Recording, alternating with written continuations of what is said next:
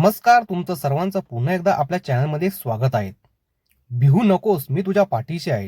हा स्वामी महाराजांचा मंत्र सर्वांना परिचित आहे आणि या मंत्राचा अनेकांना अनुभव असल्याचे म्हटले जाते.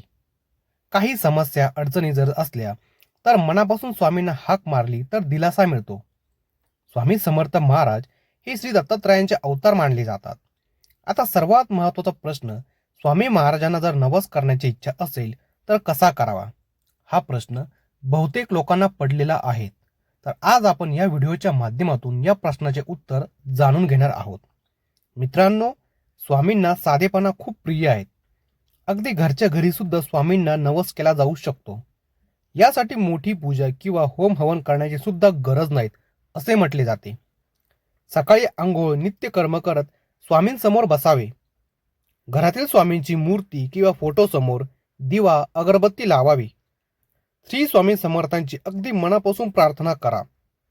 त्यानंतर स्वामींसमोर हात जोडून जे काही मागणे असेल ते मागा. हवे तर हातामध्ये नारळ घेऊन तुम्ही तुमची इच्छा मागू शकता. तुम्ही स्वामींची काय सेवा करणार याचा उल्लेख करा. तुमचा नवस पूर्ण झाल्यानंतर नारळ नदीमध्ये किंवा वाहत्या पाण्याच्या प्रवाहात विसर्जित करा.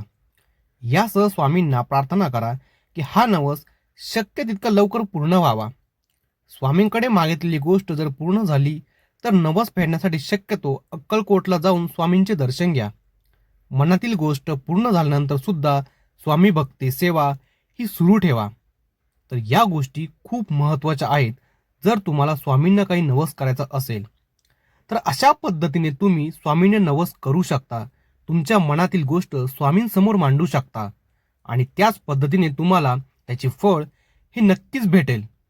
तर तुम्हाला आजची व्हिडिओ आवडली असेल तर व्हिडिओला लाईक आणि चॅनलला सबस्क्राईब नक्की करून जा.